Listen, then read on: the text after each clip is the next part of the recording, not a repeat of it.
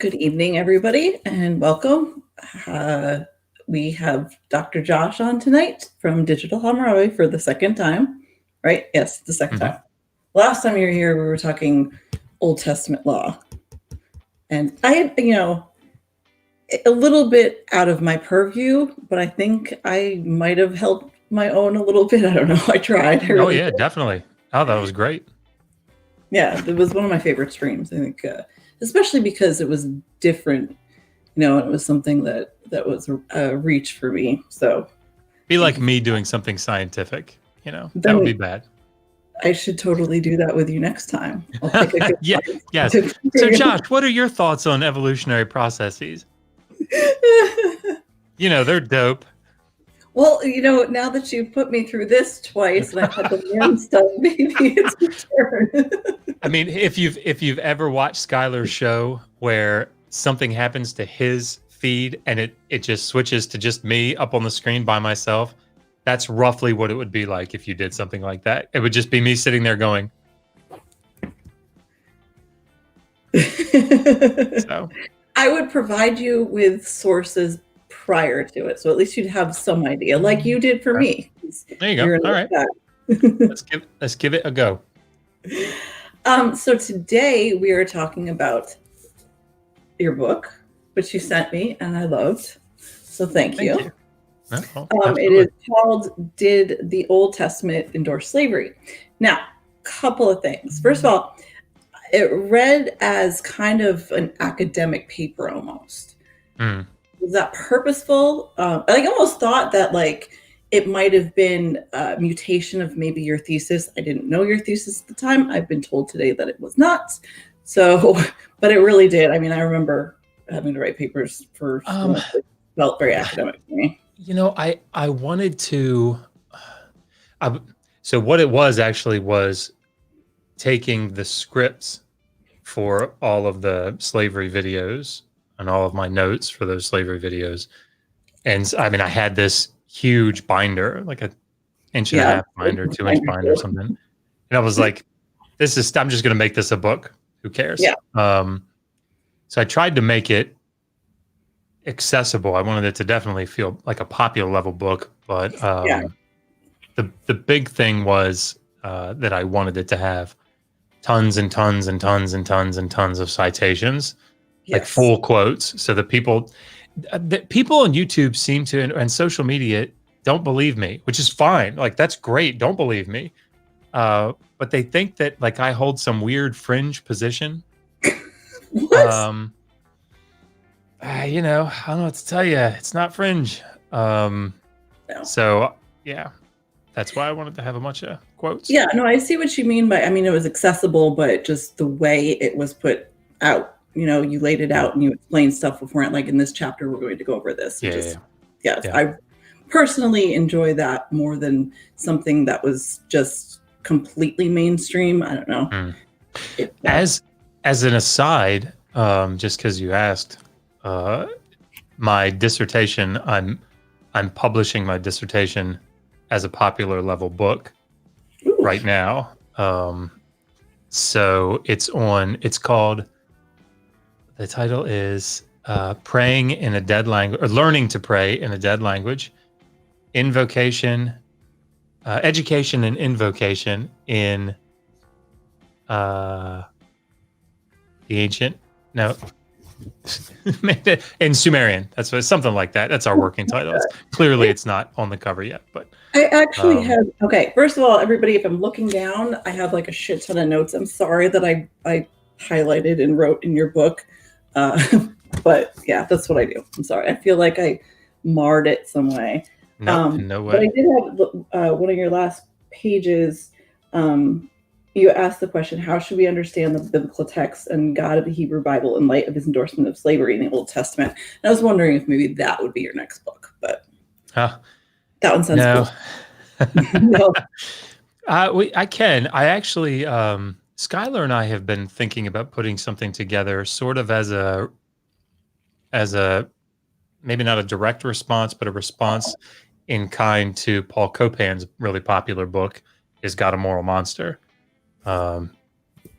So maybe that would be a place for that. So I was going to ask where you fall with that, but I read the book and you did kind of, but I'll leave it for, the next one. I won't spoil it for it's funny because, okay, I don't want to sound like a dick, but I feel like just the question itself, because you did a massive amount of work here, which is awesome and brilliant. You did so much work.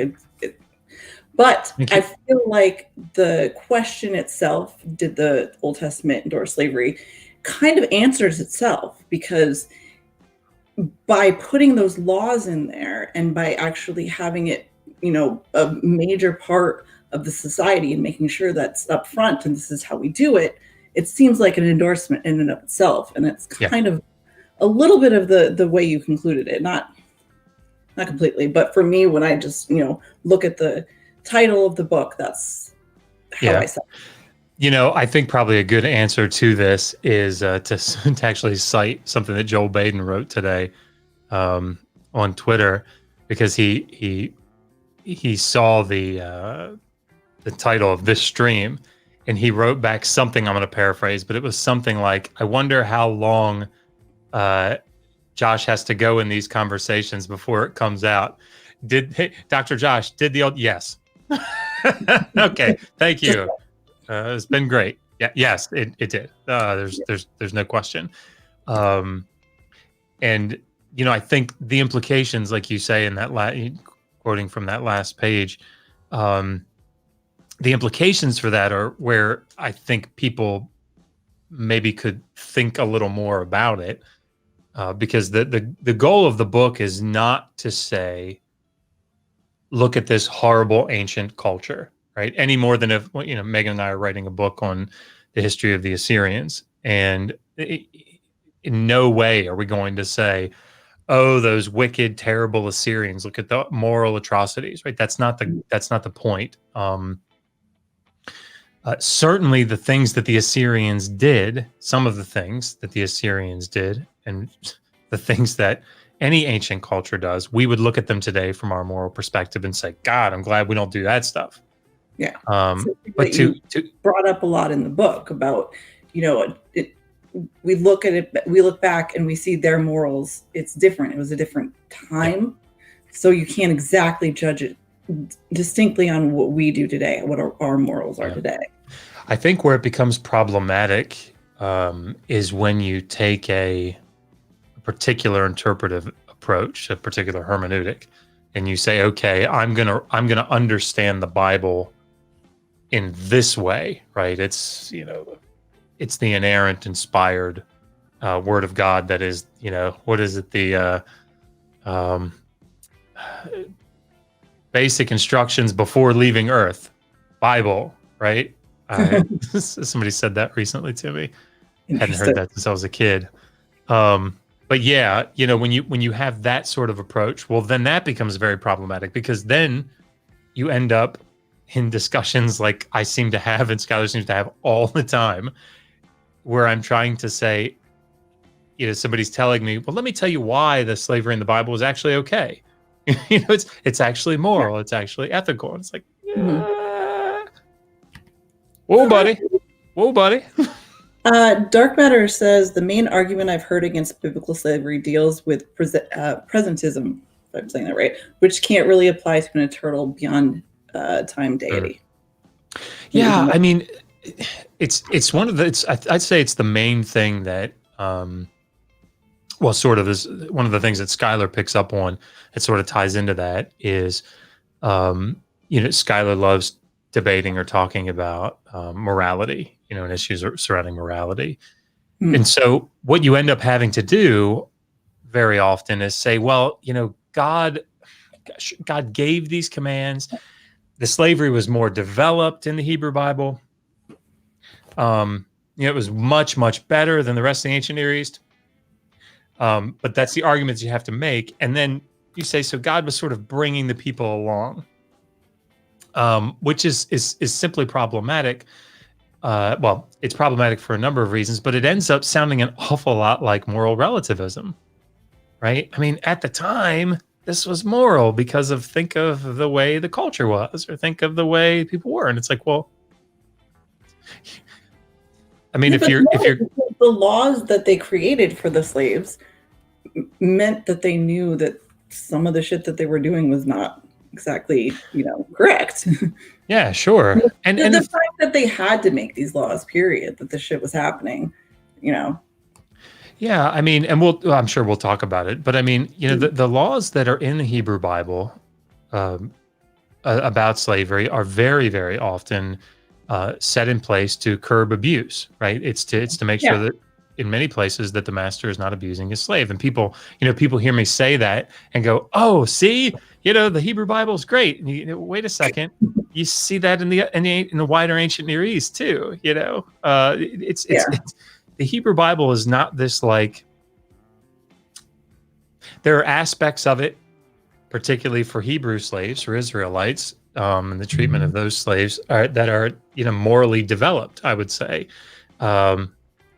Not for the reasons they would seem morally developed to us. I don't think they were developed for the reasons that people think. But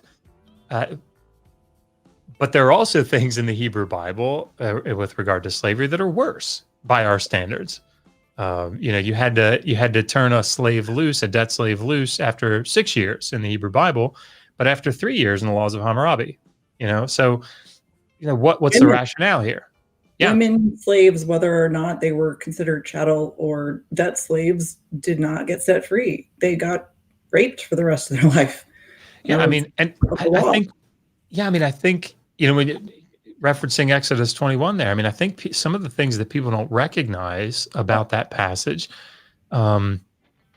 is that these women are these daughters that are being sold into slavery are most likely being sold into concubinage, right? Yeah. And the interesting the interesting thing, disappointing thing that we would say from our perspective when we look back at it is, the verses 2 to 6 talk about the male slave and brings up the idea of what happens if the master gives the male slave a wife during his tenure, a slave wife. Well, when he leaves after the 6 years, he goes free, but the wife and any children that they've produced together are the property of the master. But that freed slave can, actually found it. That freed slave can decide to stay. I love my master and my wife and children. I do not want to go free. Then his master must take him before the judges. He shall take him to the door or the doorpost and pierce his ear with an awl. Then he will be, or all, where the fuck you say it. Then he will be a servant for life. So is that literal though? Do they actually like? Yeah, I mean, it's so you'll see this quite a bit actually, just in the ancient world, I think in general, but certainly in the ancient Near East. There were different markings for slaves. So you had tattoos, you had certain hairstyles, certain parts of the head could be shaved, that sort of thing. But often the ear, or there are disfigurements, I guess, for lack of a better term, markings or tags. It's not clear in all cases, but something's happening to identify that slave as a chattel slave. It just turns it over and makes it. So he makes this decision. Can he ever leave? Can he ever say, oh, fuck this, I don't want to be a slave anymore, I don't care about my wife and kids, and just take off? Or once the all is placed, is he stuck there? No, that's it. Yeah, I mean, he's agreeing to be the property. Is there any data at all as to how often that happened? I'm probably asking a lot. No, I mean, if you're asking about like the biblical texts are tough. Not really the biblical text. I think I'm just just in general. Yeah. As far as numbers are concerned, I haven't looked. There are some areas that are better represented. Mesopotamia is obviously much better represented than some other areas, but that's strictly because of the media. Because of the clay tablets. Clay? Yeah. Mm-hmm. Yeah. They last longer, for those who are wondering. Therefore, there's history to be found there. And I mean, hundreds of thousands of clay tablets that we have. So if anybody's looking for a scholarly academic field to go into, and you're into like translating stuff, man, come on down. Assyriology needs you. You know, we got tablets need to be translated. You're not going to be going back over all the same stuff everybody else has. So, yeah, there's a lot of them. But no, I would say probably the two most common. Well, it depends on the period. Debt slaves are very, very common. Just in general, in the ancient Near East, and there are always measures that are set in place by the good shepherd that is the king, right? Yeah. He, in order to maintain economic stability, or to, I mean, there's lots of reasons to do it, but he will declare freedom essentially to all those citizens that owe debts to other citizens or that are enslaved to other citizens. He just declares as an edict. We have several of them. All the debts are wiped clean. Now that doesn't apply to foreign debts that are owed, only to the citizenry, but that doesn't apply to chattel slaves. So chattel slaves are, just so that everybody's clear, the two main types of slavery that we see are debt slavery and chattel slavery. Debt slavery is just that slavery that is contingent upon a debt.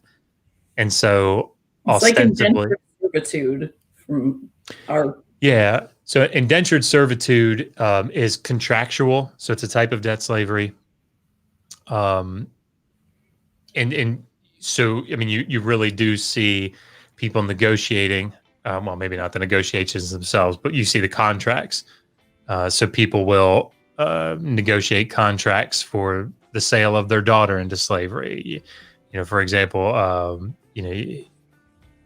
person B who's purchasing my daughter can't sell her to a foreigner, or can't reduce her to this type of slavery, or those stipulations aren't in there because that person negotiating the contract doesn't have any hand, to be able to do that. They just kind of have to do what they can do to survive. Yeah. So yeah, I mean, we have those contracts, we have those documents.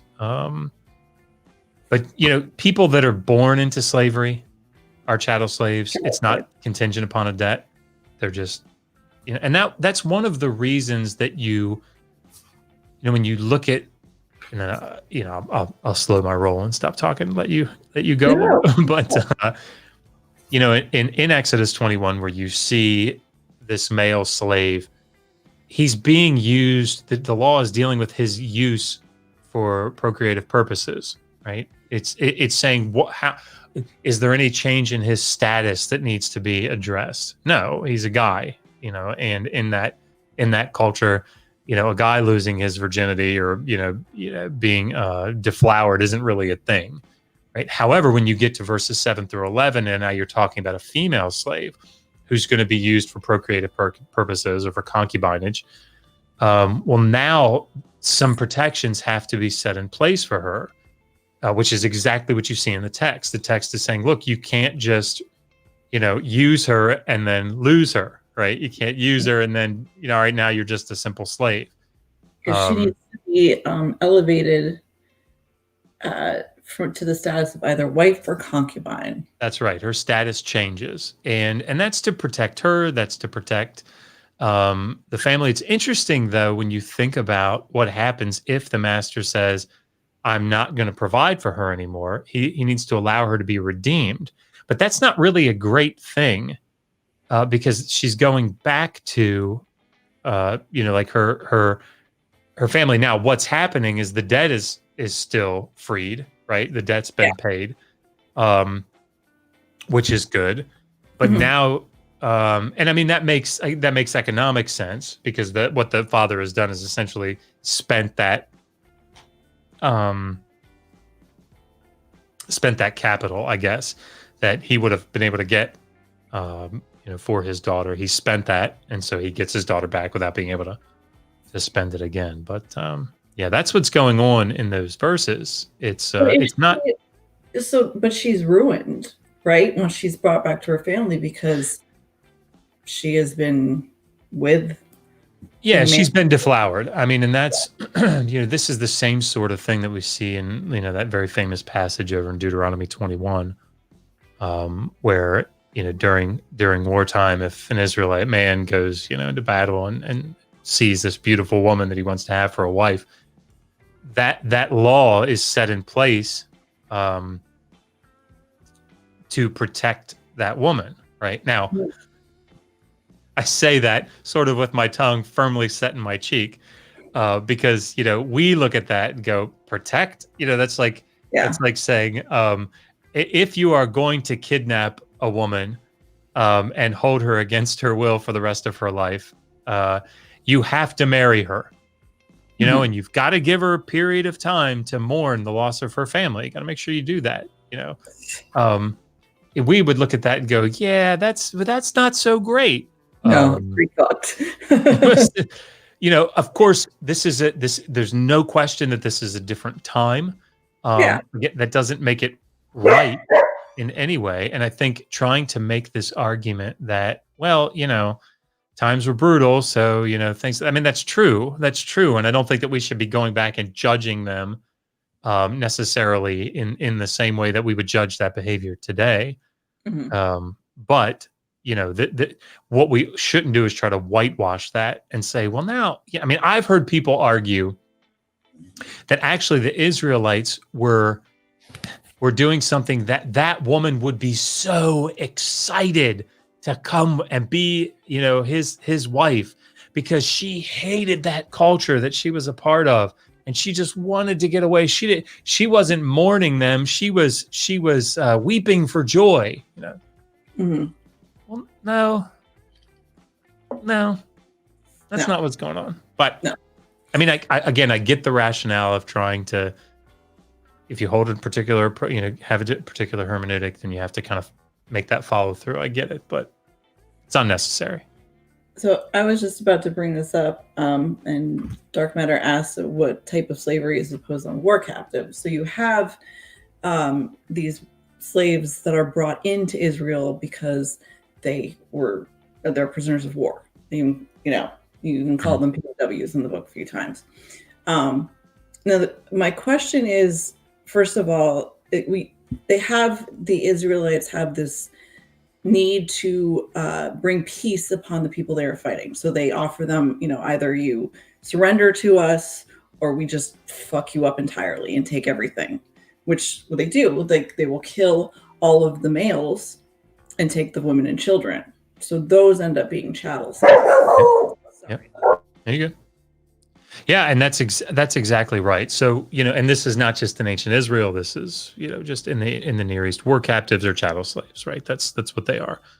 Now, you have to, we have to make the distinction when we read in Deuteronomy 20.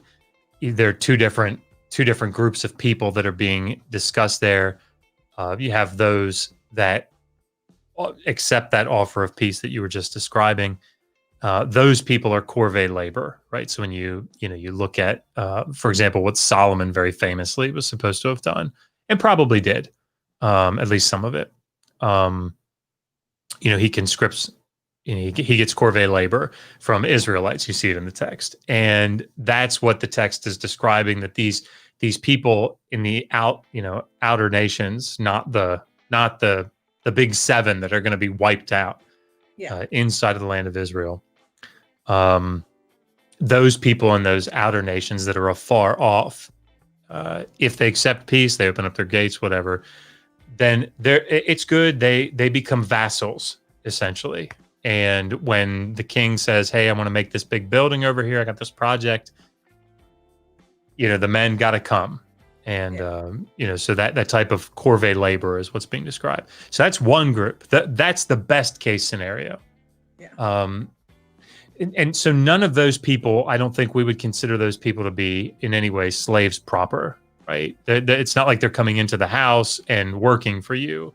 What they are is, corvée labor. However, when you get to the outer line, the outlying nation that doesn't accept that vassalage, then, as you said, the males are to be wiped out, right? The males are to be the town or the city, whatever, is emasculated.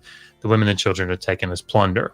These are war captives, and that's what you do with plunder. You see it in places like Numbers 31, right? The young women are listed along with the other plunder, the cattle and they're numbered and divided up among the soldiers. So those are chattel slaves. When they come back and are reduced to slavery, those are chattel slaves. And so, and again, chattel here is they're movable property. It doesn't mean that they have no rights. That's not what it's saying. Either in the Hebrew Bible or in the ancient Near East, there are restrictions that are placed, upon masters, even when it comes to chattel slaves. Not a lot, right? But some. There was this really funny video the Prophet of Zod put out a while back.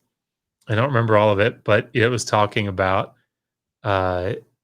this I guess a daughter that had been taken, as captives, or several children have been taken as slaves, and the mother or something stands up and says, "Well, it's actually really great because, my son's captor lets him take off one day a week. I mean, this is really amazing." It's like, well, yeah, that's good. But at any rate, yeah. Sorry. There's a difference in terms of words, and fuck me if I'm going to find them right now, but I'm sure you know them, with the chattel slaves being property, as opposed to the Israelites who cannot be chattel slaves are not. They are, debt slaves. Yeah, I mean, now Israelites can be chattel slaves. They're usually not. Israelites, again, chattel slavery just being that slavery that is not contingent upon a debt. So when a child is born as a slave, that house-born slave is a chattel slave. It's not contingent upon a debt. When that man in Exodus 21 says, "I sign up for life," he's a chattel slave. Yeah. But you're right. Most of the time, the laws are dealing with debt slaves with the Israelites. Yeah. So, yeah, of course, the big set of verses that we always go to, which I think is perfectly fine to go to, Leviticus 25, 44 to 46. And we can go into whatever amount of detail you want with that, but those are describing. Now, as for your male and female slaves, can't get them from the Israelites, but if you want them, you got to get them from the Goyim, the nations around you, and you have to, or you can get them from the residents that are living in the land among you, the foreigners, the Toshav. And they become the Hebrew word there is achuzah, and achuzah is almost always, in fact, I want to say every other time except for that use, refers to landed property. It happens all over the place. I think at least 10 or 12 times in Leviticus 25 itself. This is the only place that I know of where it's used to refer to a human as property. So that, there's some significance there, and scholars have noted that isn't my discovery. And the idea that a chattel slave, or any slave whatsoever making a chattel slave, I guess, can be passed on as inheritance makes them. I think it's interesting that it's almost like a loophole. The laws within the Old Testament seem to follow the idea that the Israelites cannot be chattel slaves, yet they can, because women, well, fuck them, and the men that choose to stay, it's a bit, I'm not gonna say confusing, because I get it, but it does seem like a bit of a loophole that just it's like not mentioning it, but they're actually, we actually have them. There's a question from Pine Snake that says in Deuteronomy 22, 28 through 29, as the rapist pays the father 50 shekels of silver, is this then slavery, as she cannot leave? Is she now property? I mean, I don't know if we want to get into all the dowries and bride prices and those sorts of things, but what's happening here is I think what would be good for everybody, so that we don't go into a lot of detail about this, go back and look at cases where women are mentioned, and you'll see quite often, it happens several times in Genesis, but women are not afforded rights in the same way that we are to, women are afforded rights today, right? It's so hard to be like, I mean, women are fucked in the Old Testament. Yes, they are, right? And in the ancient world in general, right? Yeah, absolutely. Now so a wife, if you read through Raymond Westbrook's, I can't remember which article it is, but he goes through and sort of lays out the different types of subservient positions that people could have in the ancient Near East. And serfdom, for example, is not slavery. There are a lot of places where they overlap, but it's not the same. You wouldn't categorize them like that. Children, a lot of overlap between what a slave, the characteristics of a slave and that of a child in, the home of a paterfamilias, but it's not categorized as a slave. A wife, same thing. A lot of overlap. You can read through, for example, the Middle Assyrian laws, and you'll see a lot of the things that can be done to a slave can be done to a wife. Use the word concubine is used. I almost feel like it seems like concubine and slave could not say interchangeable, but are very similar considering what a concubine is used for. So yeah. I think the big difference, or the thing that we just need to keep in mind, at least when we're looking at the laws in the Hebrew Bible, again, sort of setting aside what actually happened in real life, is that the laws are set in place to make sure that she's not, thinking here in Exodus 21, 7 through 11, they're set in place to make sure that she's not simply treated as a slave. Yeah. Right. That her status has changed and she's elevated. Now, this is the reason. That I think you have a distinction in Exodus 21, where it says when a man buys, or when a man sells his female daughter as a slave, she does not go out as the male servants do. No matter what any apologist argues, it doesn't mean doesn't go out in the field to work. She just stays in the house, or doesn't go out on a Friday night. It's not what that means. It means that she's not released after the 6 years of service. But she did certain things once her master dies. So yeah, and again, that's not unique. I'll tell you what, let me finish this just in my head so I can keep myself straight here. Sorry. When you get to Deuteronomy, because I'll lose everything. Then you'll just have to repeat everything to me to answer. In Deuteronomy 15, however, it says you will do this. You release your male slave, and you do give them all these things.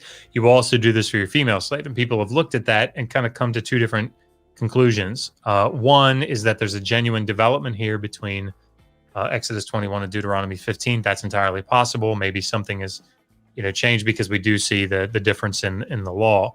And of course, Deuteronomy comes later, arguably. However, I don't know that that's necessary. And I tend to think that what's happening here is this is talking about a woman who is strictly just a slave. She's serving as a slave. And so because of that, she is also released. After the 6-year period, she has not changed status to concubinage or to wife. I think Exodus 21 is dealing with concubinage because it doesn't use wife, verbiage, but that's not really a big deal. So yeah, and now that I finished that thought, what was your question that I've now forgotten? My mind races through 30 different things at once. I'm sorry. That's good. I fucking forgot. But no, okay. So in terms of the biblical or the Old Testament laws, there really are not significant changes, but noticeable changes between Exodus 21 and Deuteronomy. You want to explain a little bit of what those changes are? Yeah. So I'll try to present, and if Dr. Baden is watching right now, I apologize if I get this. He's definitely the expert on this. I am not. This is a definite subfield in biblical studies. But I think consensus scholarship would say that Exodus 21, also part of what's called the Covenant Code, is probably the earliest. The section Deuteronomy 15, the laws in Deuteronomy come later, maybe late 7th century, I think is probably what the general idea is under Josiah. And then the Holiness Code, Leviticus, which is, Leviticus 25 is a part of, would be even later. Now, like the specifics of when Leviticus 25 is written, that's above my pay grade. But that sort of seems to be what most scholars would say is the progression: Exodus and Deuteronomy, at least in these sections, and then Leviticus 25. So when you look at Exodus 21, the big differences between Exodus 21 and Deuteronomy 15 are: Exodus 21 says if a guy, if a man, is purchased as a debt slave, he serves for 6 years and he goes out in the 7th. Boom, done. That's it. When you get to Deuteronomy 15, however, the text takes some pretty significant, there's some pretty significant differences. Yeah. Now he does serve for 6 years, and he goes out in the 7th. However, when he goes out, in order ostensibly to ensure that he doesn't again fall back into poverty, the master is supposed to set him free with all sorts of things from his vineyard and from his field, and all. In other words, he's supposed to supply him liberally. Yeah. In order that, because it falling back into having in poverty and having to go back and be a slave again, which is exactly. This is interesting to me, and do you want to? Am I interrupting your train of thought? No. That's the big difference. Okay. The way I saw this when I read through that part, it just felt like it was the opposite of what we do in America, because we like to keep the poor as possible and feed off of them in the super capitalistic society. And I thought that was really neat, I guess, that that change in Deuteronomy allowed for him, the slave, to be able to survive and make his own way in the world. Yeah. And I mean, the thing that we need to remember, because a couple of things. One, I think the prophets, very clearly show developments in social justice. They're calling for reform. They're calling to treat the poor better. Yeah. And I think you see that an awful lot in Deuteronomy. You see it, in several places in the Pentateuch. But I mean, there's definitely, I think the rationale behind that is different than what people would anticipate. Oftentimes it's focused on ensuring that Israel becomes this, special nation that is not going to borrow from other nations. The other nations are going to borrow from them, so that needs to be factored in. But there's definitely, I think, that sort of call for social justice.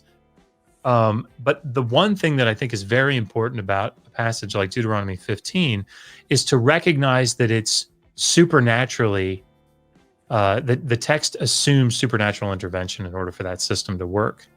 So, I mean, if you think about how this goes, if you have a lender and he lends, you hear people argue this all the time. Well, what was God supposed to do? You just go in and wipe out slavery? They needed it for the economy. I don't disagree. Yeah. Not that I'm an economist, ancient or modern, but I can totally see that argument that it's there for economic purposes. However, what Deuteronomy 15 is saying is that, look, if you loan me some silver so that I can plant my harvest, and you say, all right, you got 1 year to pay it back, plus this amount of interest. Of course, I'm an Israelite, you're not supposed to charge me that interest. But you've got a year to pay it back. Well, then I have a bad harvest, or stuff happens and I can't pay it back to you. Well, I serve you for those 6 years, and then you're supposed to set me free. Well, you what you have back from me is my work, right? And if we follow the prescriptions of Deuteronomy, if they had followed them, now theoretically you're giving them way more, right? Than you're giving them from your stock. You're providing them, and And so, the lender, the masters, wait a minute, how's this going to work economically? And God says, I will send you such a blessing that this won't even matter, right? And this is really the theme when you look at Deuteronomy 28. God, Leviticus 26. These passages are hinged upon. This covenant is hinged upon. It's supported by the supernatural intervention of the deity.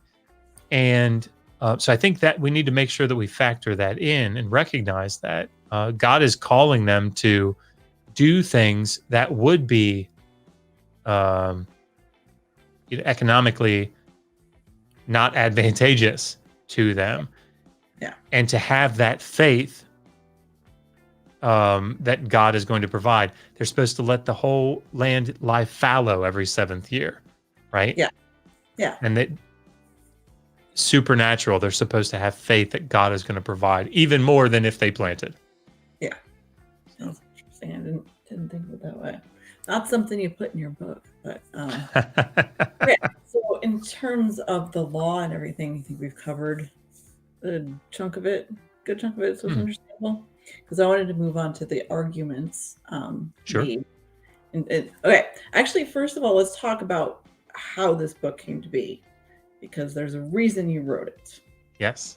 You want to talk about so I and I don't remember how I came across the video. But there's a YouTuber by the name of Alan Parr, and Alan Parr put a video. I think it was just one video out about slavery. It was sort of standard apologetic explanations for why you have biblical slavery, and it was what I expected. What does that mean?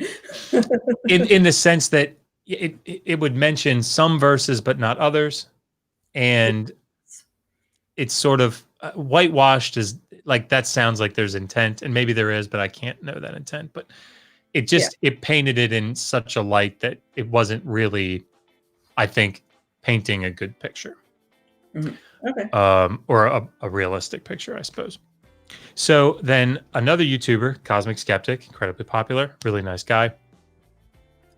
He did, I think, 3 videos in response. And, obviously there were a lot of things that he said that I agreed with. I think he got right. Not that I'm like some ultimate judge of this stuff. That's not what I mean. But I agreed with it. But there were some things that I thought probably a little too far. And so, I don't agree. I think this is taking it a little too far. And to that, another YouTuber by the name of John something, I don't remember his last name, but What Do You Meme is his screen name or whatever. Okay. He put out a 3-video response. 3? Wow. Yeah. Okay. And I guess one for each of Cosmic Skeptics.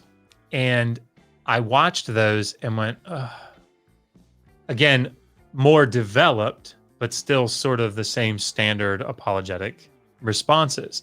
And it bothered me because there were a lot of the interaction on all sides was not really all that. I would have preferred them to be a little nicer at times, but anyway, a bit, some more than others. Yeah. So because of that, I decided I was going to do a response to the response to the response, which I never want to do again. But I responded to What Do You Meme's 3 videos, and which led me down a very long road of reading more than anybody probably ever wants to read about slavery in the ancient Near East and slavery in the biblical texts. But because I had done all of this research and had all these notes and all this stuff, I said, you know what, it was a lot. I said, I'm just gonna, I already had a lot of scripts written out.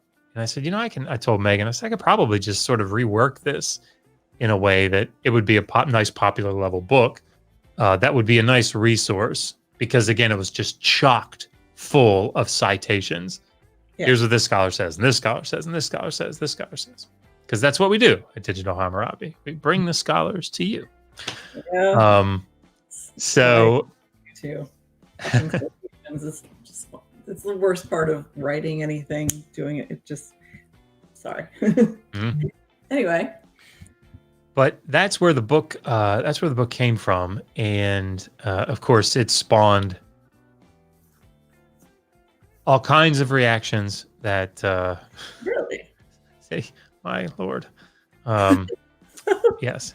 So I wrote a little for you, Josh. I like this sort of interaction. I really enjoy, and if there are people, I know I keep messing with my earpiece here. Sorry about that. It keeps coming out. I keep my hair, so it's cool. But I mean, like here, if there are like people, I can't see the side chat, but if there are people in the side chat that are just like, oh man, I want to, come at me, bro, feel free to, throw all those at me. That's absolutely fine. These kinds of things I really enjoy because I feel like they're productive. I have been a part of conversations that maybe aren't as productive, and I'm trying to be wise in those engagements. Like, I mean, clearly with me, my fight against the anti-science stuff, I just get so angry. So like the wisdom takes a back seat to the fuck you, you're wrong, and can't do it. So bad. Yeah, it's tough. It's tough. But this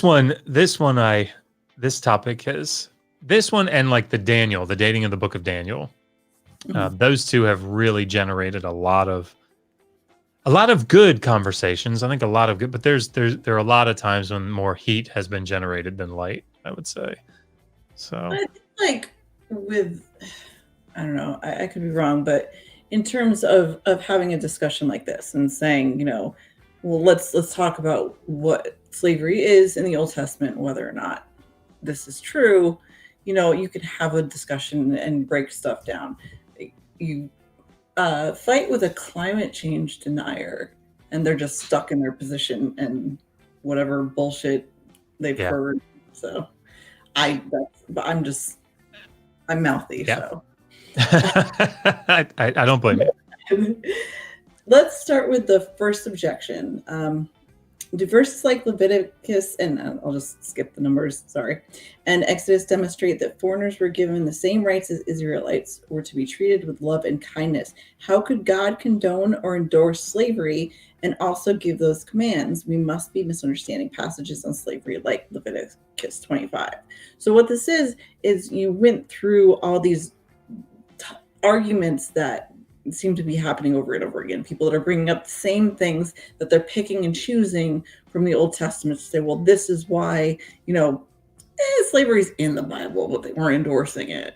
So what was your argument against this objection?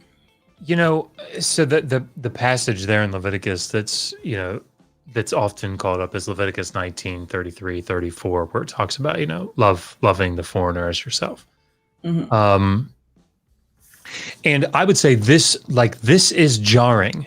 There's no question about it. Gerstenberger, who wrote the commentary on Leviticus in the Old Testament Library series. I think I actually quote him in the book, but he has he says about this passage,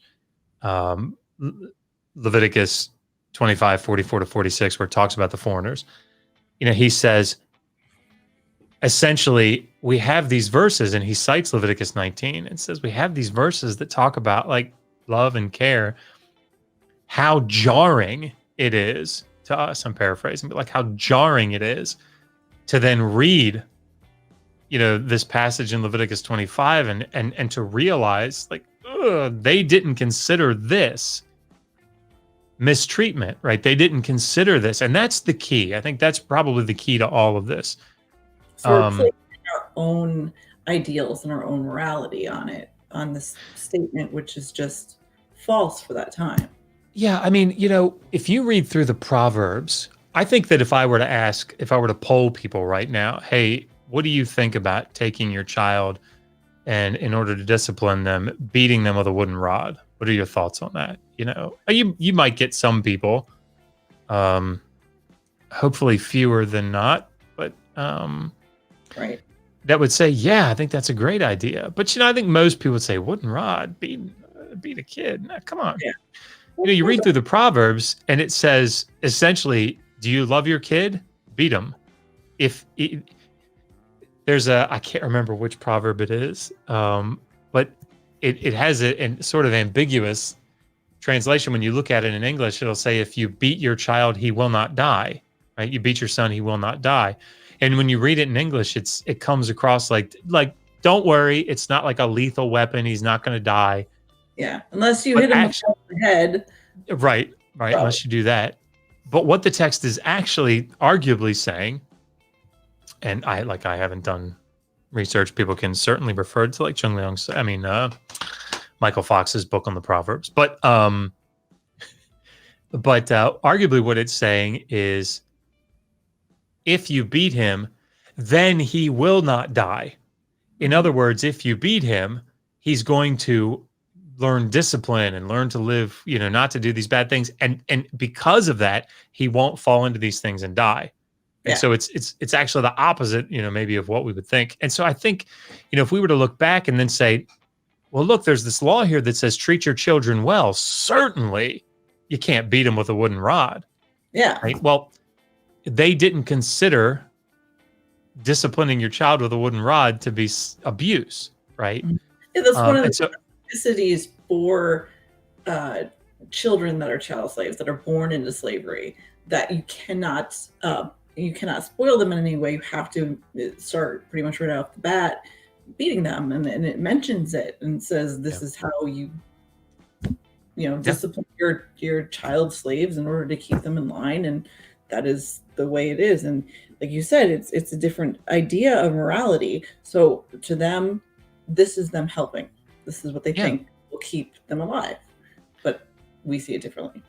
Yeah, and so when we think about things like loving the foreigner, it's not incompatible in their minds to love a foreigner, right? And to adhere to the spirit of that law, or that, stipulation, whatever, and to also keep them as a lifelong chattel slave, right? Those two things are not mutually exclusive in their minds. So I know that's tough for a 21st century mind to engage with, and I get it, and it's a good question. I think it's a great question. But think about it, especially with the children that are born into slavery. This is what they know. So this is the only love that they know, and whatever love meant back then, it's not the same thing. It just, like morals, it's not the same thing now. Love meant protection more than it meant affection, like it does in normal. So to impose morality on the father in Exodus 21 is to impose our understanding of morality on him. We cannot say that he did not love or care for his daughter because he sold her as a female slave, as odd as this sounds to us today. Can you expand on that a little bit, how that's a difference and how it's not evil that selling his child in slavery? I think the idea the example that I would use is, if 100 years from now or 500 years from now, people learned that trees have feelings, right? And that they experience very real pain like we do, or grass, maybe to make an even more shocking one, that grass, every time you mowed grass, it was excruciating pain for the grass, right? I think it would be unfair of the people 500 years from now to come back to us and to condemn us. How awful are we as humans for cutting that sycamore tree down, right? That's a living thing that feels pain. How could you do that? Now, it's not a perfect analogy. I'm not suggesting that it is, but it totally makes sense, though. It absolutely does. there's a quote that says, "A foreigner residing among you who wants to celebrate the Lord's Passover must have all the males in his household circumcised, that he may take part like one born of the land." As in, he may become like an Israelite. And I think that's interesting that they use the word "like" there, because there's this idea that, they have the foreign slaves and they have the Israelite slaves, which is, supposed to be a difference. But using that word "like" there, does that mean that they still are never actual Israelites? Yeah, I mean, there's always, so ethnicity is very complicated, right? It is today, and it was in the ancient world. As much as people might not think that ethnicity is complicated, it's very complicated. So I think that there's, I'm certainly not an expert. I can point everybody to some really good studies. Says that, Josh. Okay. Huh? How many times you've said that on my channel, that the expert thing? Well, I think it's it's important. No, I get it, but I guess everybody understands that. So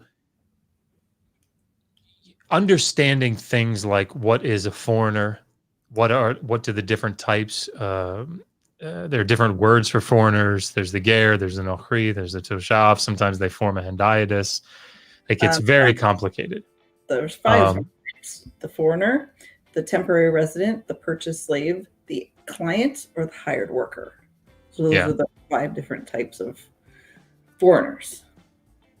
And it's complicated to understand things. For example, the nochri, like the actual foreigner, one that hasn't, and again, getting down to the actual details of how we specifically demarcate, right? That's a nochri, and that's a ger, and that's a toshav, and whatever. It's very complex, it's messy. But like foreigners have certain restrictions that they don't have to adhere to, or they're not under certain restrictions, whereas the ger would be, and they're like the resident alien. So there are different things that different foreigners that are in the land have to abide by. That gets messy. But yes, I mean, it's very, I think the text holds to, however fine a line of a distinction there's still this demarcation between the native-born Israelite and the resident alien that's coming in. However close, what are those lines that come really, really close, but they never actually intersect? I can't remember what that's called. Yeah, no, I know what you mean. I can't remember either. I think that's probably a reasonable comparison, because there are still some things that are going to differ. There was a mention that the foreigners were, this was the way you worded it, and I just had a question of what it meant. They were separated from the Israelite family structure. What does that mean exactly? What was the context? Share 2 common characteristics. They lack the inalienable right to own land and are separated from the Israelite family structure. Yeah, so about the foreigners, obviously.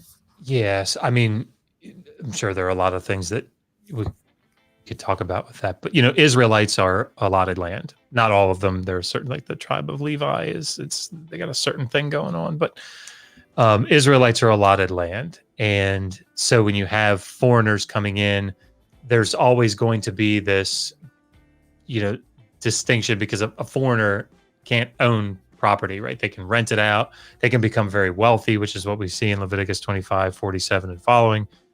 But that they can't. There's always going to be that distinction. They can't fully become an Israelite in that strict sense, I guess. There's always that little bit of demarcation between them. It's called non-converging perpendicular lines, by the way. It says, there you go. You know what? That you could be just totally pulling my leg, and I wouldn't know. Yeah. Non-converging perpendicular lines. Parallel lines. No, perpendicular. He's the perpendicular. Sure. If Nell says so, I believe him. So objection 2. Doesn't the word translated forever in Leviticus 25:46 simply mean an indistinct period of time and not forever? Terms like forever and eternal can only be attributed to God. So this argument, it comes at the word that, you know, we read that word forever, eternal. I think everybody has to remember, when you are translating languages, even modern languages, it can be very difficult at times to bring a one-to-one correspondence. Often there isn't one. Meaning that there are some areas of convergence between the original language and then the receiver language, but there are other parts that aren't synonymous. And so when we think of eternity, like in a philosophical sense, something that is outside of time, maybe, or like no beginning, no ending, we think of God in that sense. And so when you see forever or eternity or eternal, then that can come to mind, because that is included in our English philosophical sense of that word. That's not what's going on in the text. So when it says, they will be your slave, olam is the word there. It just means the distant future with no end in sight. That's what it's talking about. For all time, for eternity. Yeah, I mean, it's like the covenant. The covenant's called the Brit Olam, right? The eternal covenant.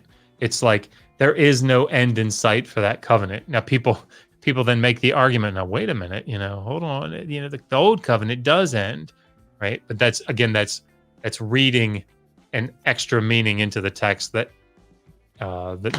that text isn't indicating. That's not the point of what it's saying.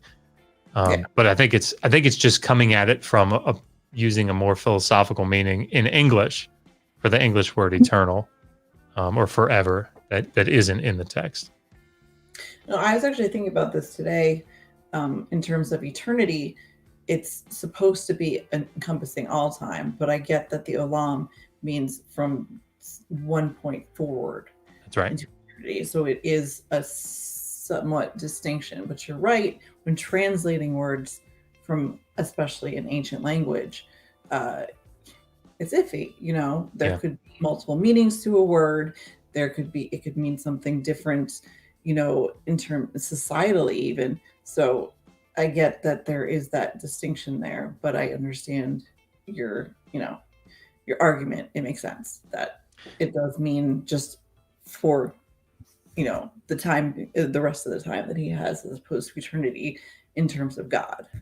Yeah, I mean, like if in an ancient language it said essentially, I'm going to go out very quickly to the store, I'll be right back. And I wrote as a translation, I'm going to run to the store, I'll be right back. Yeah.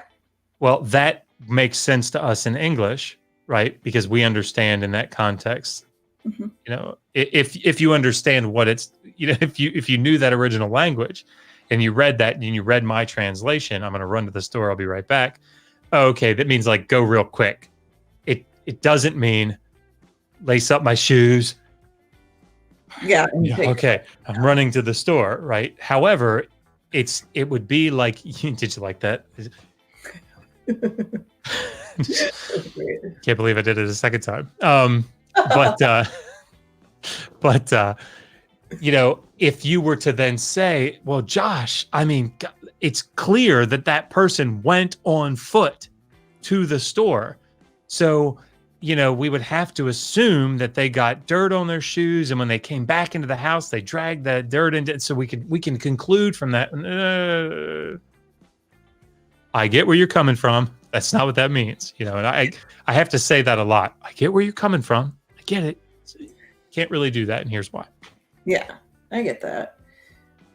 So the Greek olam, or the Hebrew olam in Greek translation, you want to say it in Greek? Eistan Iona is probably what the phrase. That's it. I read this shit in my head, and I know it's completely wrong. It's fine. Which means the future with no end in sight. So from one period on, as opposed to all-encompassing time. That's right. Yep.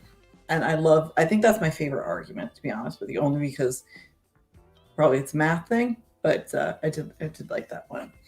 Objection 3, does Leviticus 25, 47 to 53 and the situation described there show that all things were equal for both Israelites and the foreigners?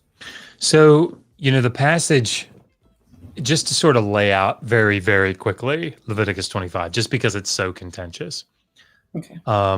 Leviticus 25, starting, there's a section about land and returning land and those sorts of things.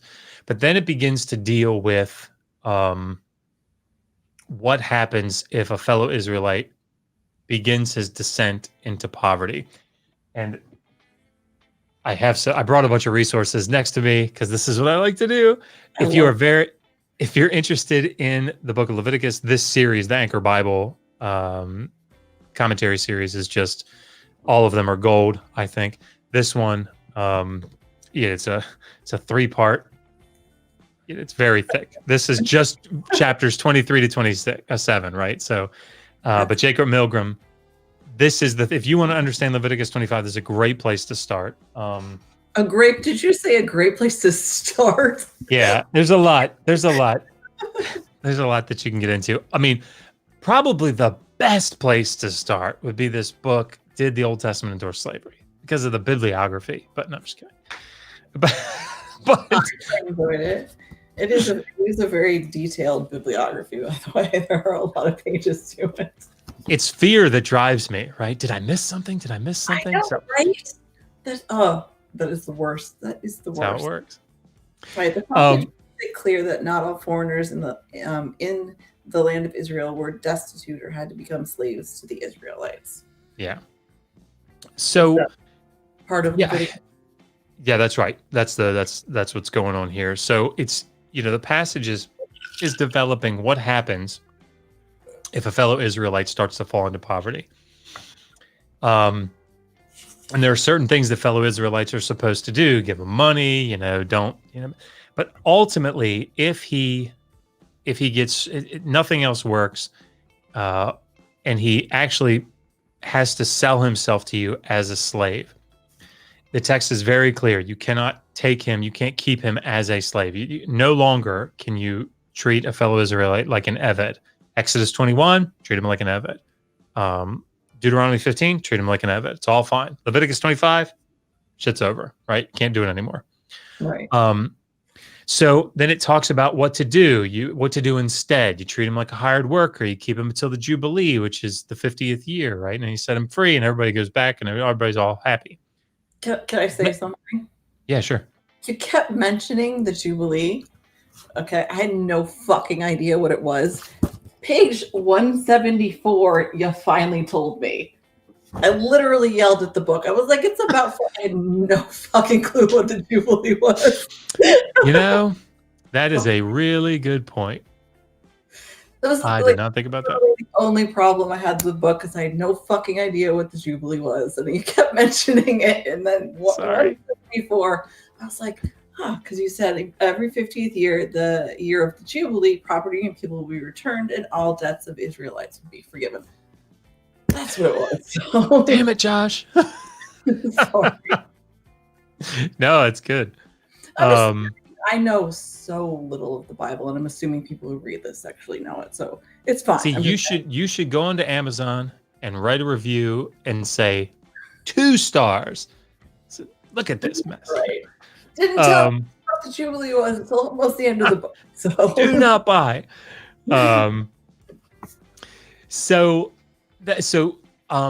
Verses 44 to 46, they appear to be sort of wedged in there. Like, I'm not making that argument that they're wedged in there, but that's how they appear. Yeah. And it says, so basically it's a response. Well, now, if you can't take Israelites as slaves anymore, where do you get your slaves?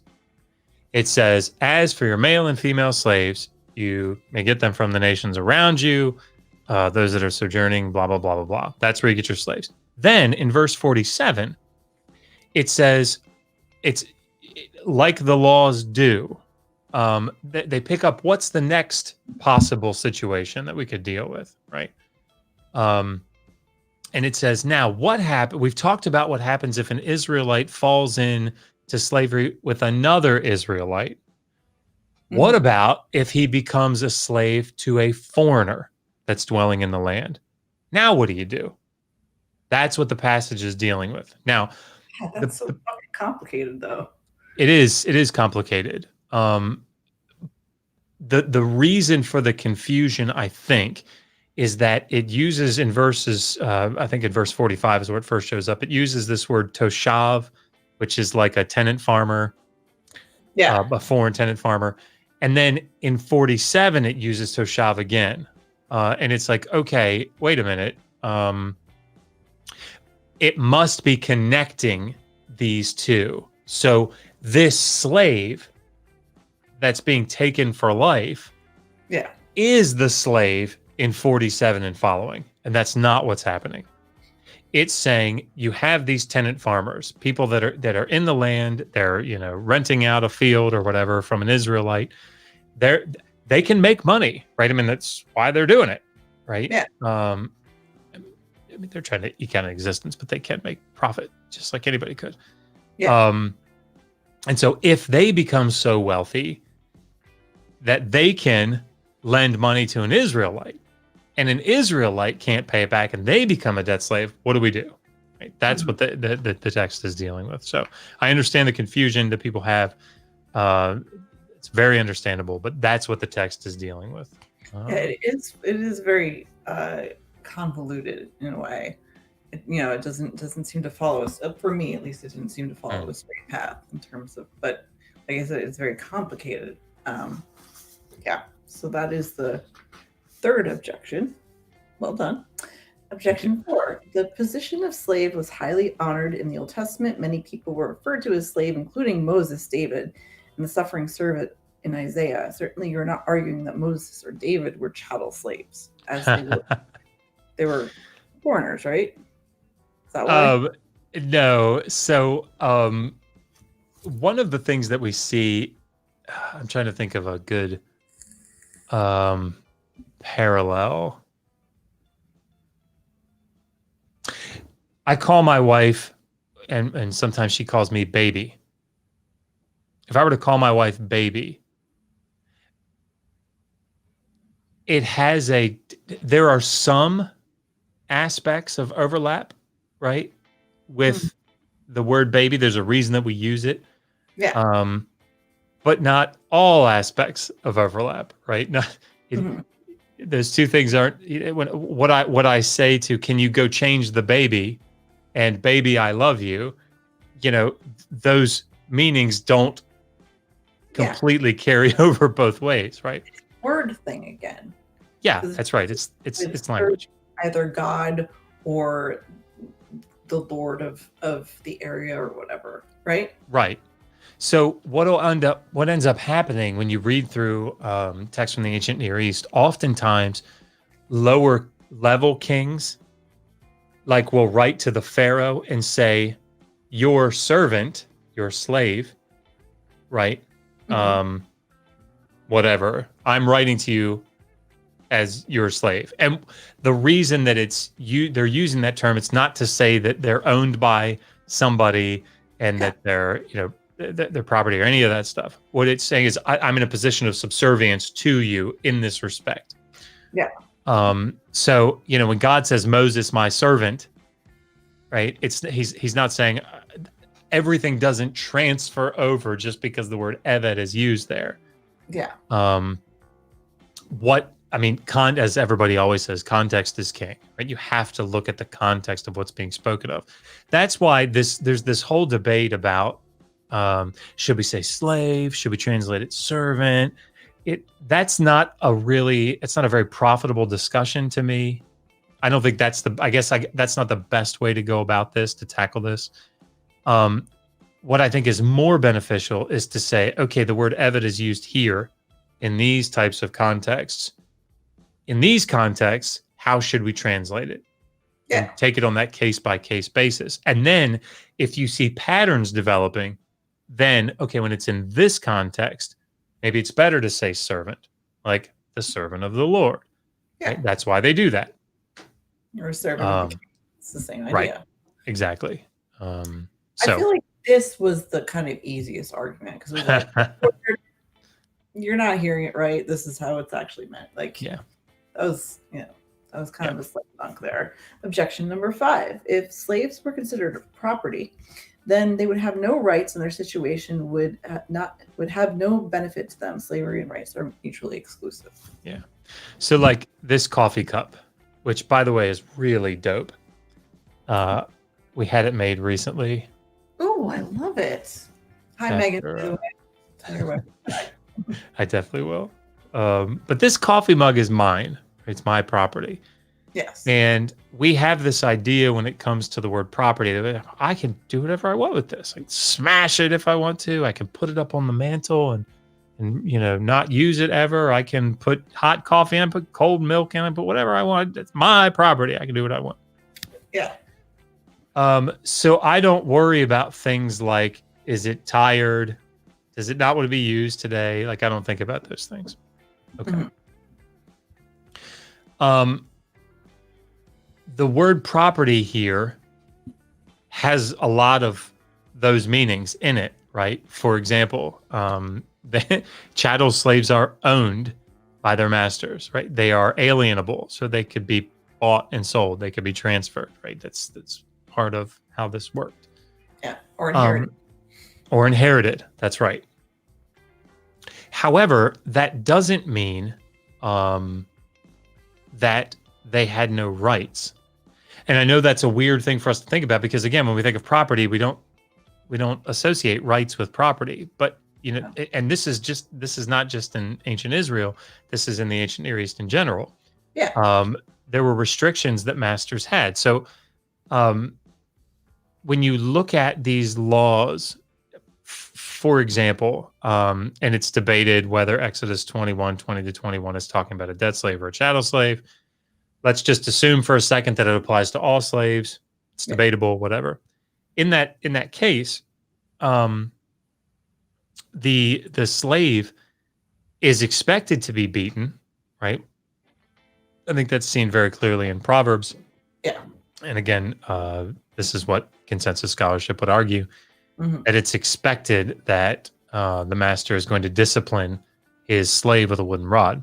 However, if he does so in such a way that he kills the slave immediately, slave dies, it says, under his hand, then murderous intent is assumed. Yeah. Right? It's concluded.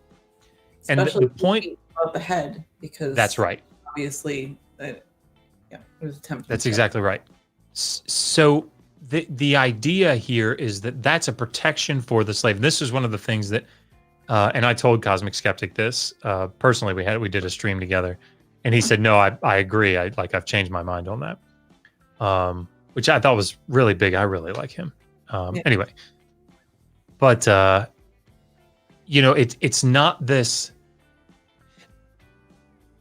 The effect of the law and the intent of the law are sometimes different, right? So, if I put a law into effect in my family that says like don't pee on the grass outside, right? That's like, my fucking I mean, like I could say that don't pee on the grass outside is a really weird law. I don't know why I came up with this. But the intent or the unintended consequence might be that people start, like the kids start peeing on the sidewalk or something, right? Yeah. Well, that wasn't my intent. My intent in saying don't pee on the grass was to say, look, we like that pee in the toilet inside, right? Don't go out there and pee in the grass. Pee inside in the toilet, okay? Yeah. But the consequence might be that they say, okay, I won't do that. I'll do this, right? It allows me to do this because the law doesn't say it, right? And this is sort of the idea of spirit and letter of the law, right? What's the spirit of the law? So when we talk about the spirit of the law, I think in Exodus 21:20-21, the spirit of the law is don't abuse your slave. That's what I think it's talking about. So if somebody says the law is there to show you how to beat your slave to a bloody pulp within an inch of their life and get away with it, I don't think that's the spirit of the law at all. Now, that may be an unintended consequence of the law. A slave might, like a slave master might say, he didn't die, right? Or look, he didn't die till 2 days he later. didn't die, right? He didn't die immediately. Yeah. So clearly there was not intention there. Which right. Is so fucked. Like, so you couldn't beat him hard enough. He still died 2 days later, and you get off scot-free. One of the laws, and I think that's the whole point of this argument, is that there are actually laws for slaves. One of them that's really fucked, though, is the idea that if a master beats his slave to death, and it's a son of somebody, that's 20 shekels he gives them. I don't know, what that would be. I don't know how much that really is, but it's a lot. It is a lot, okay. Yeah. But it's still kind of fucked. Like, sorry, I killed your son. Here's some silver. Fuck off. Like, yeah, I mean, so I think you're probably talking about the end of Exodus 21, the goring ox. And that's one of the things that scholars have noticed for a while now, is that there's a little bit of, I don't want to say confusion, but there's not a strict uniformity in how slaves are treated in the law. So sometimes they fall under property law, like at the end of Exodus 21 with the goring ox. But sometimes they seem to fall under family law, like in Exodus 21, 20 to 21, 26, 27. There seems to be some disparity there. So in the goring ox incident, again, the passage is setting up, if you have an owner that has an ox and the ox is known to have this habit of goring. Yeah. Like, did I really have to do this? It's the whole running thing, I've got to be animated. And the owner doesn't take, steps to keep him penned up or to, keep him away from people. And then that ox gores somebody to death. What do you do? Like, that's the situation that it's dealing with. Yeah. So if it's a free man, a free woman, a free son, a free daughter, if it's a free person, then lex talionis, right? It's life for life. That's what kicks in. Mm-hmm. Now the text is revealing, I think, there more than in some other areas, where it says, however, the owner can sort of pay his way out depending on the stipulation that's placed upon him. So this is, and we don't have to talk about this, but Martha Roth at the Oriental Institute, if you go to their YouTube channel, OI, the Oriental Institute, recently this year, I think, did a lecture on lex talionis, and it's brilliant, I think, where she argues what was the intent of the eye for an eye, tooth for a tooth. What did it actually do? Anyway. Yeah. However, the text goes on to say, if it gores a slave, 30 shekels of silver. Now, again, that's not a paltry sum, right? But that's about the value of a slave. And it's to be paid to the slave's owner. It's property law. This is 20. Was it 20? Yes. Sorry. Okay. No, I never stick with me. Just not words, apparently. Okay. Yeah. 20, definitely. But those two things, that seems to contrast, because that's treating it as property. But then in 20 to 21 and 26, 27, it seems to be more under family law. Like if you put out the eye or the tooth or, whatever of a slave. And this is why people, by the way, think that it may be a debt slave. I tend to lean that way. Because now like it's not lex talionis. They're not due talionic retribution, right? They don't have the right to the eye of their master. Mm-hmm. However, their debt, perhaps if they are a debt slave, their debt is cleared, right? Yeah. And now they're set free. I thought that was interesting. Like, it's kind of an explanation for why the eye and the tooth are so important, because you lose an eye, you lose your depth perception, you lose a tooth, you lose your ability to be able to feed yourself. So that is why when a master beats a slave and makes him lose an eye or a tooth, he is set free and given recompense for it. That's an interesting part of that. And the thing is, this sort of thing, while that seems weird to have laws about like putting out an eye or a tooth or something, why is that, laws about goring oxes? Like that was super random. It's true. That's true. That's one of the ones that shows up everywhere in the ancient Near East. But, so does this eye for an eye, the loss of an eye, the loss of a tooth, the breaking of a bone, biting off of the nose, all this stuff shows up with monetary payments or with talionic payments. It's you see it toward, it's right around the 200s, I think. You see in the laws of Hammurabi, you see this list. All right, if a free man knocks out the eye of a free man, this is the penalty. If he knocks out a tooth, this is a penalty. If it's for a mushkanim, like someone who's a lower level, like a commoner, this is the penalty. If it's a slave, this is the penalty, and so on. So anyway. Yeah, that was an interesting one as well. It also not that hard to explain. Was number 5? That was 5. God told the Israelites to love and care for the foreigners. That means they could not possibly have treated them like slaves. Yeah. And I think this one, I don't remember what I said in questions 1 and in that one, but they kind of have some overlap. Yeah. Again, those things are not mutually exclusive. So. Okay. Yeah, I kind of saw that as well, that there was a little overlap there, but still a valid argument, or your side, not the other one. Number 7, even if there was slavery in the Old Testament, if a slave chose to run away, the law said that they could not be returned to their master. You couldn't keep someone as a slave against their will. Now, so this one argument. Yeah, this one I hear a lot. This is probably one of the more common ones. Even more so, I feel like, since I wrote the book. All right, so here's Deuteronomy 23, 15 to 16 is what the passage that we're talking about. And essentially the text is saying if a slave runs away and comes to you, don't return him to the master, give them a place to stay, let them choose. So, if you read, this is one where I would say that there's consensus, but there are more authors that write about this that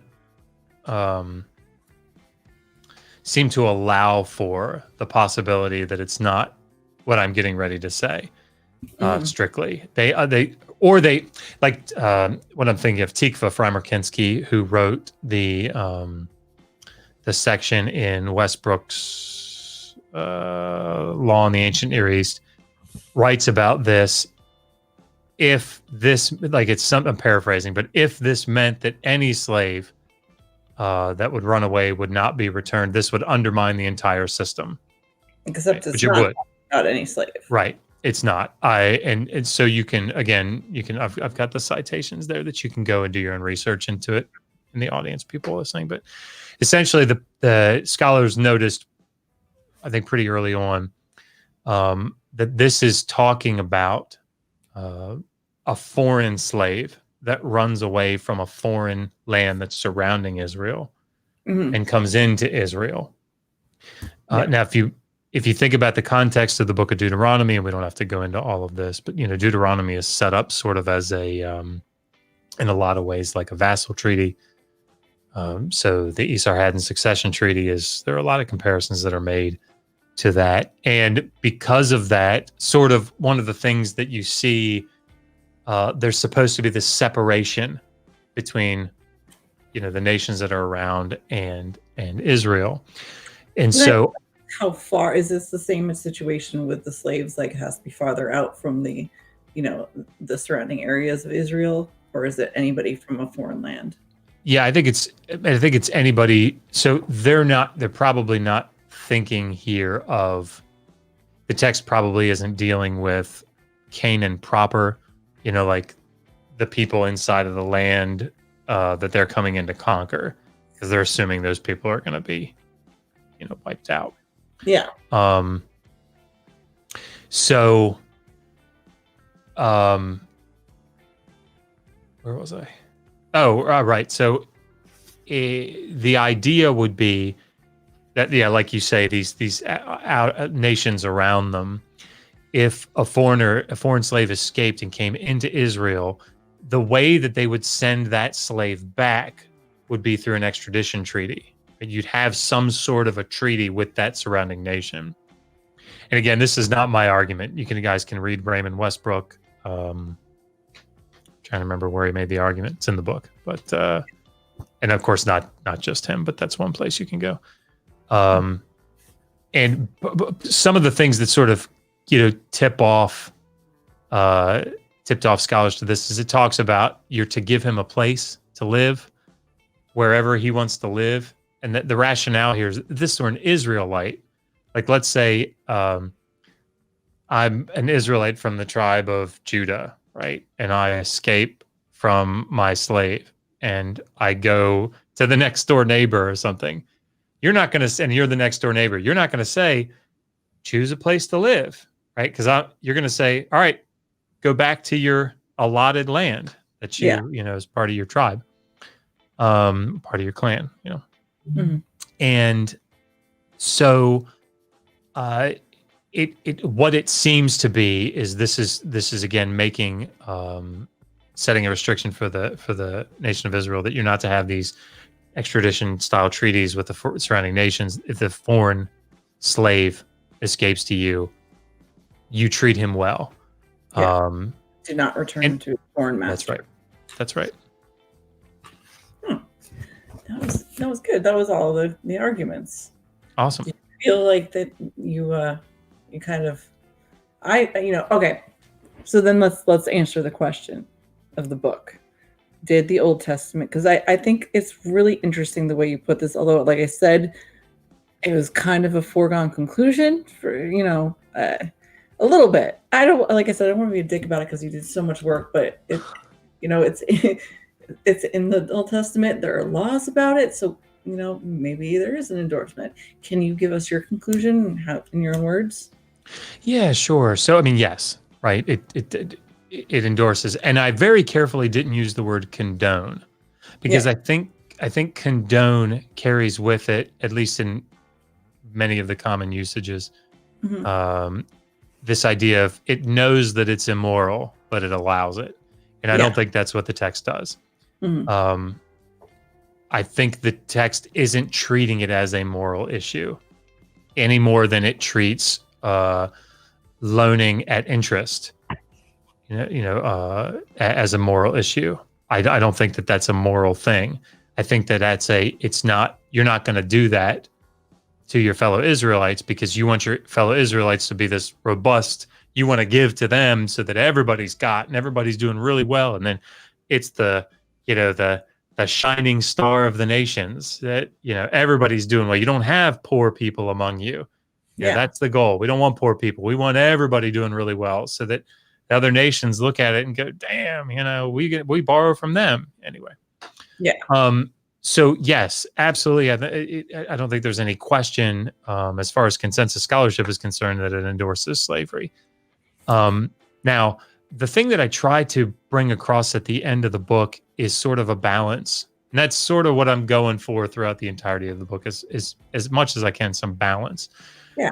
So for the atheist, skeptic, agnostic, whatever, which that's my category, right?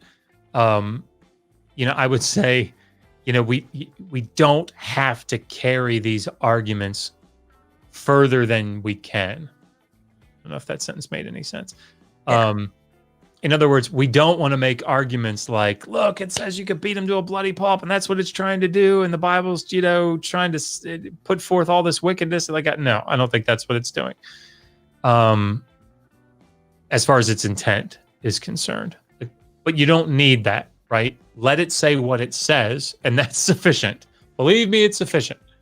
But for the Christian, right, to whom this is a sacred text, you also don't need to come at it with this, in my opinion, with this apologetic approach to try to defend the slavery that's being described in the biblical text.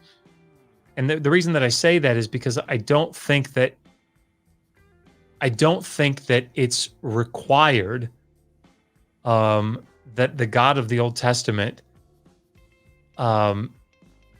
exhibit a type of morality that we would find immoral today. Yeah. Right. I don't think that's problematic. Now, there are some that would disagree with me. I'm sure that's fine. And I'm not a philosopher or, an ethics specialist, but Megan's a Christian, right? And this doesn't bother Megan. That's sort of is my point.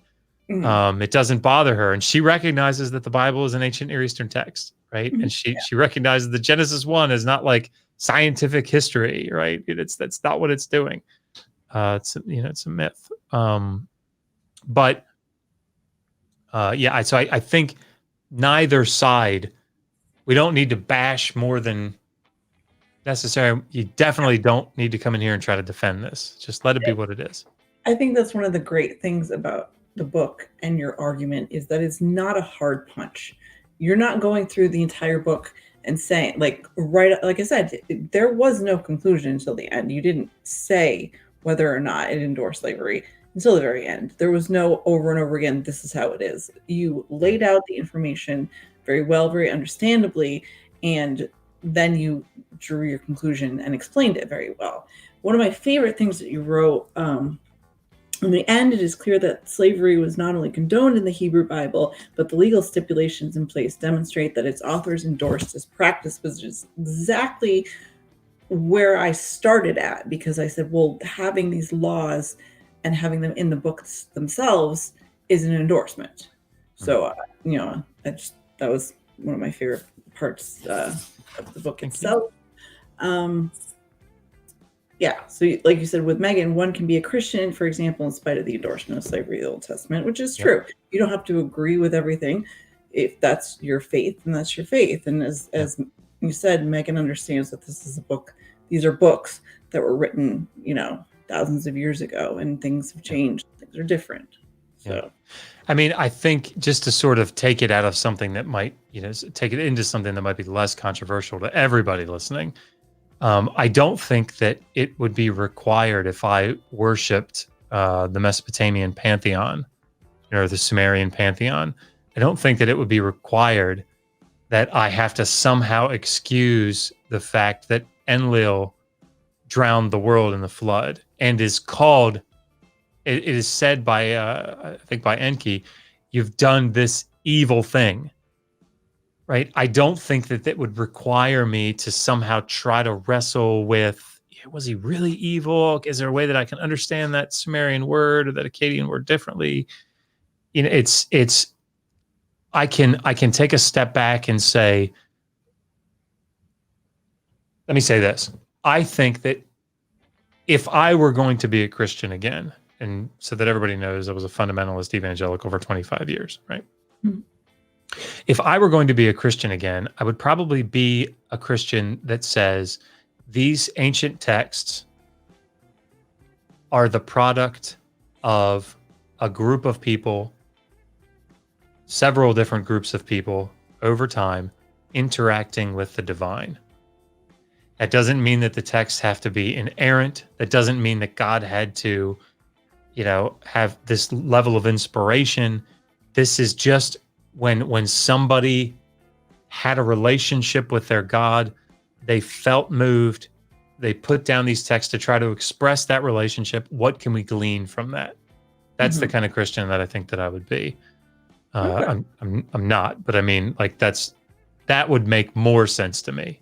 I have a different theory on how the Bible came together, but it's probably my cynical nature. So. I really enjoyed it. It was very well done. Everybody in the chat and stuff, go get Dr. Josh's book. I know we explained that there's, honest to God, there's so fucking much that I still would love to talk to you about and go over, but we've been we're here for an hour and 40 minutes, and I don't want to keep you any longer. Oh, sure. I mean, if there are questions, like I'm happy to answer questions if anybody has them, or if you're tired, we can definitely end it. It's totally fine.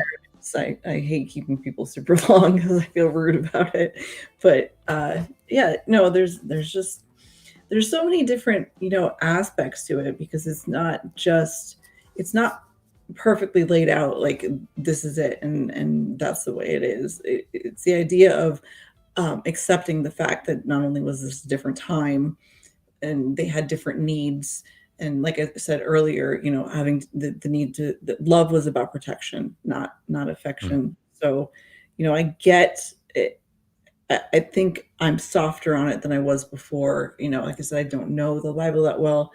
I know enough about the slavery in the Bible, and I understand it a little better now, and that is what I appreciate.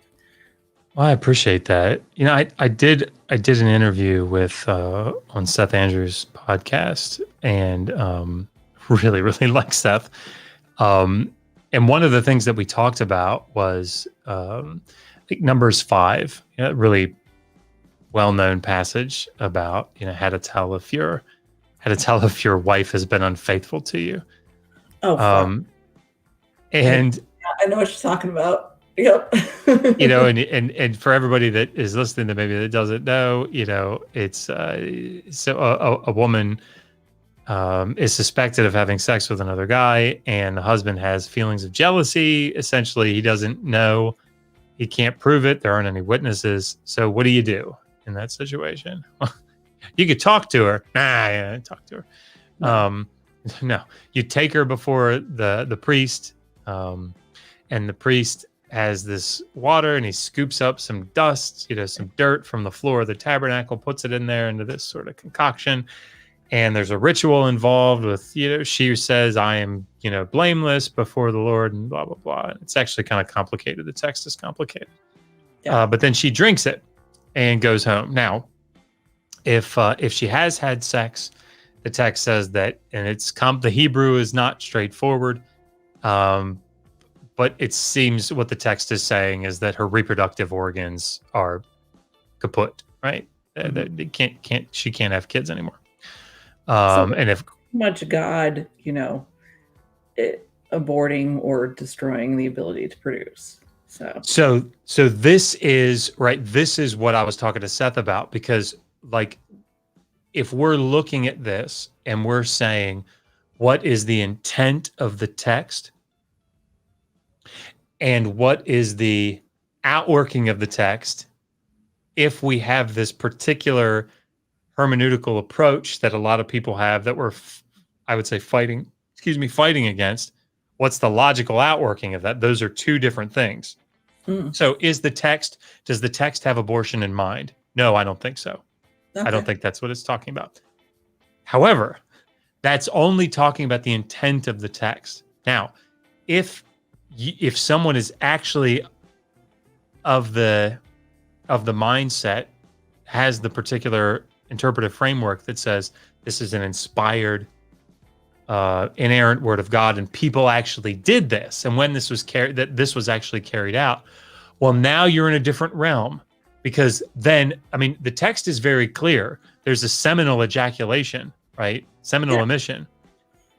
So if this actually did happen, right, and people were actually carrying this out, there were abortions. I mean, I'm sorry, like, sorry, folks. Like, there was, the maybe not every time, but I mean, certainly the idea, would carry out because this was something that was, watched over by God. I would like to know who the first woman in history was, if this actually did happen, that turned around and said, "Shove your dirty floor water up your ass. I'm fucking out of here." She would be my hero. Just saying. I can. I'm trying to think. Deborah probably would have been one that no, I'm just kidding. But she would have never done that. She would have been far too righteous. Yeah. Who I could see doing it is Tamar. I think I've got the story right. Tamar is the niece in law, I guess. What would you no I guess daughter-in-law of Judah. This is the story. There was a video about it by Dark Matter. Dark Matter actually put it together about. Yes, I know exactly what you're talking about. Okay. So, yeah. So he the God kills the son, her husband, and then the brother is supposed to come in and carry on the line, and he spills his seed on the ground, and and so then dirty fucking story. I love how Dark Matter had him walking around with the sticky sounds. That's fucking great. But Judah ends up going and thinking that his daughter-in-law is a prostitute and sleeps with her, right? Mm-hmm. And so, like, I could see her saying, "Shove that up your ass." Right? Like, I could see that. I could see that. So one question I had was in terms of your sources. Do you know, like, the percentage of them that were actual believers, and does that skew any of what they write about in terms of what it is actually and how you perceive it? One of the things that I did, because I anticipated, this is one of my notebooks, because I anticipated this incredibly strong reaction to the book. When I got to the Leviticus 25, 44 to 46 section, I said, I am going to put in so many goddamn quotes, and I'm going to put them in from, liberal scholars, whatever that means, and from evangelical, like conservative scholars, or Christians, just Christians in general. Sorry, I'm trying to find the section of my notes where I do this. That's okay. Here it is. Okay. So I cited Kenneth Kitchen. Kenneth Kitchen is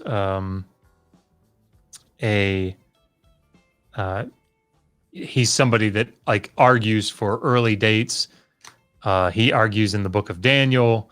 Egyptologist is who he is, but he argues very conservative. Like, he's very strong conservative. Yeah. No friend of like liberal scholarship. Here's what he says: foreign slaves, and this is in the New Bible Dictionary, page 1196. Unlike Hebrew slaves, these could be enslaved permanently and handed on with other family property. Leviticus 25, 44 to 46. Quiriquinho, who I believe is an evangelical, in his Debt Slavery. This is actually a really great book. I would recommend it. It's a little dated. I don't agree with everything in it, but again, it's a really good resource, at least up to that period. But he writes, the reference to foreign slaves in Leviticus 25, 44 to 46 indicates clearly that these slaves were the permanent property of their owners. Harry Hoffner, talking about Hebrew slaves, I think Hoffner's an evangelical. Such slaves, talking about Hebrew slaves, enjoyed a privilege not accorded to slaves from foreign sources. They could only be lifelong slaves by voluntarily renouncing their emancipation rights. I won't read all of these, but Gene Haas, another Christian, a second character, this is in his Dictionary of the Old Testament, page 779, under slave.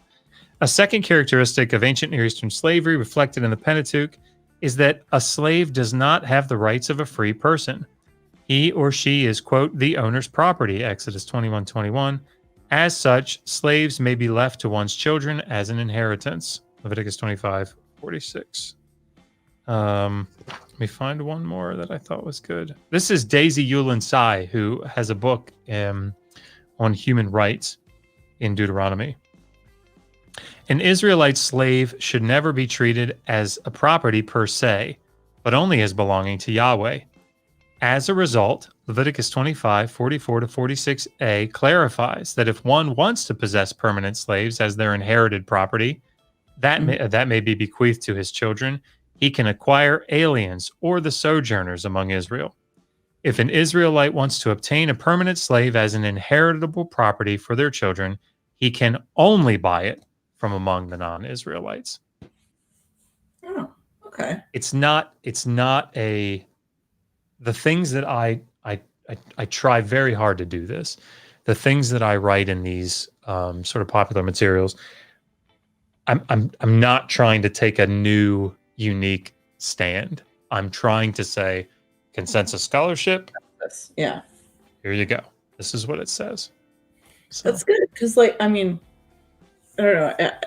I wondered as I was reading the book, you know, because there is so many sources where they fell. But I understand that, you know, there is a level of professionalism when it comes to scholars, regardless of, you know, I guess regardless. For me, like, if I read a paper from someone who works for a fossil fuel company about climate change, I'm going to be skeptical about what's in that paper. So, you know, and so for me, that's why I asked if, you know, there was any kind of divergence there between what one side and the other side said. But it's good. It's good that there really is a consensus. So you're able, you know, able from both sides, mostly probably, that you're able to put down and put forth this conclusion. So awesome. Definitely. Yeah, I think that's it. You have anything you want to add to it? No, I just really appreciate you having me on. It's been a lot of fun.